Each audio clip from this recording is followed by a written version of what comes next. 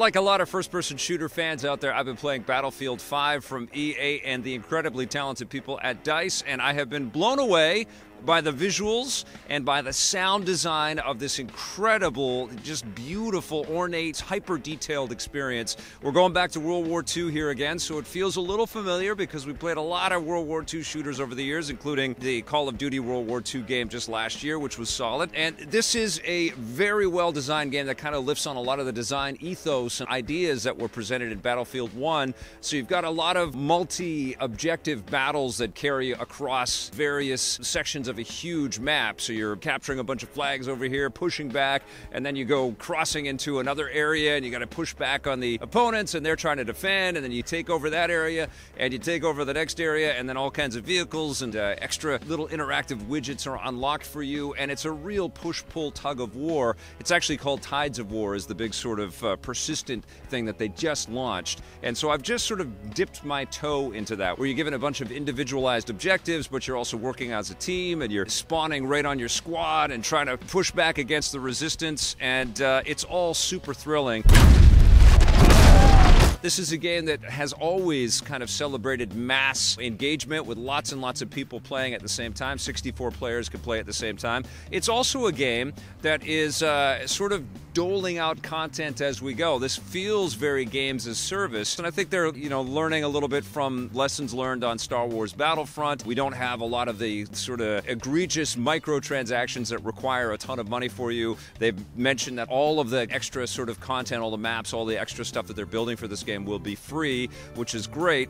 And there is, a nice chunk of content to dive into when you get into this game, including the War Stories mode, which is these little vignettes, these little single-player story bits that are super cool. You play as a British bank robber who becomes this very adept warrior who has to do a bunch of different things, take down installations and wipe out bad guys and, hold off all kinds of enemy threats that are coming towards him. His name is Billy Bridger. Then you're a Norwegian resistance fighter trying to take out Nazis and kind of getting into this espionage thing in the wintry cold of Norway. Then you're a Senegalese fighter working with the French and trying to hold off the Nazis that way and earn respect for yourself and your squad mates. Thought all of those sequences were cool. And then the one that I've just played is about a German Nazi tank commander who has to go and kill Americans, and I felt really weird doing that, I gotta tell you. My God.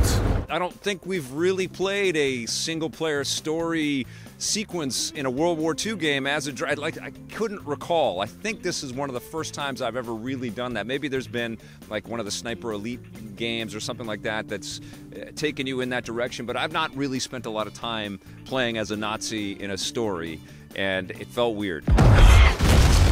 There's a lot of being able to fix different vehicles and create little mini installations, and you've also got to pick up health packs. This is a game where you don't automatically regenerate health. You have to get health packs. You can call for help when you're shot on the battlefield, and you can watch all of your squad mates run around just trying to protect themselves as they're under fire. You really feel like that solidarity when people are 2 feet away from you and they just leave you to die. It's like, come on, man, I'm right here, and you're like, help me, help, and they just let you go. But honestly, this is a game that you want to play with your friends. They did give you a lot of ways to kind of just grow your personal investment into the experience as well. You have this company mode where you can customize a bunch of different characters across the different classes. You've got, medics and snipers and assault class, all the typical types of classes that we see in games like this. You can give them different faces and different types of armor and outfits and things. You can paint some of the weaponry if you want to do that. But for the most part, the Battlefield experience. This is just all amped up with gorgeous graphics, state-of-the-art visuals, state-of-the-art sound, lots of famous voice actors in here. Mark Strong has got some narration stuff in here. It draws you in with its super high production value, and then you jump into the multiplayer and you get sucked into this constant stream of awards and rewards. You gain in-game currency, which you can buy some of the skins and some of the outfits and things like that to unlock on your characters, and of course you'll unlock new weapons as you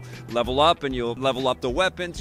We play these kinds of things over and over again. How does it feel to jump into battle? It feels terrific because you have a lot of flexibility. Suddenly you can spawn on your squad and you're inside of a plane flying around and you're in the back machine gun and you're instantly in a dogfight trying to take out all of the planes that are firing on you. They may blow that up and then you pop out and you parachute and then you land and you shoot a bunch of Nazis in the back because you landed in the right spot and you just feel like, oh my God, I'm in the greatest war movie ever. All around you is just utter devastation and destruction. All of this stuff was built with a real measure of respect and understanding of the totality of the devastation and how it affected, a global community. And that's also exemplified by the wide range of different types of people and different types of characters that we have in this game, which has seemed to piss off a lot of people out there, which is kind of crazy to me because it's called the World War. The world was at war, and that included women and that included all kinds of ethnicities, and it was horrible for everybody. And let's hope to the heavens that we never have to face anything like that again, because these games, even though it's entertainment and it's all about having fun and it's all sort of amplified and it's fictionalized, all of it, it's just over the top and it's hysteria, but it also underlines, some of the horror that we went through, and you kind of lived through some of that in first person. Saying all that, though, there is kind of this antiseptic kind of feeling. I find that with Star Wars Battlefront and with other previous Battlefield games, it doesn't have the grittiness, that sort of tactility that I find from playing a Call of Duty game. Battlefield is tight and solid and incredibly well produced, but there's this remove. It feels not like I'm on rails, but just like I don't know, it's like I don't know if it's a delay or whatever, but the gameplay just doesn't get me in my gut the same way when I play a Titanfall game or when I play Call of Duty. But what I love about Battlefield is the improvisational kind of nature of it. You're in a tank for a second, you're on a motorcycle, you're in a plane, you're sneaking behind enemy lines, you've got camouflage all over yourself. There's loads and loads of content. Now, I will say that because this is games as service, I think EA is also sort of holding back cards and holding back modes, and this is honestly the first of the shooters, even though it's been the Battle Royale craze and there's lots of different options out there. This is the first one where I've got, this makes the most sense because Battlefield has always had so many different players and so many different ways to play their games.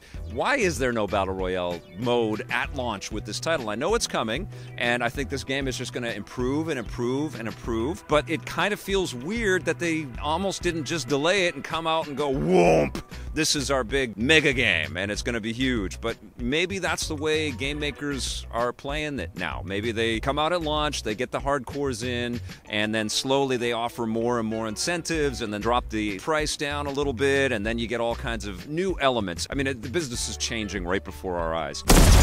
Do I feel that Battlefield 5 is worth the purchase price? I do. Especially if you're a big shooter fan and you've got some Battlefield history in there, I think you're going to dig this game. It definitely feels solid and it feels familiar. Lots of good options in there. The war stories are cool. Do I feel like it's a better, more thrilling, more fun experience than Call of Duty Black Ops 4? I think Black Ops 4 is more fun to play. But I still think Battlefield 5 is a major accomplishment, and it's going to be one to watch as they keep iterating and improving and adding new content to this sucker for sure. I'm going to give Battlefield 5, as it stands right now, though, an 8 out of 10.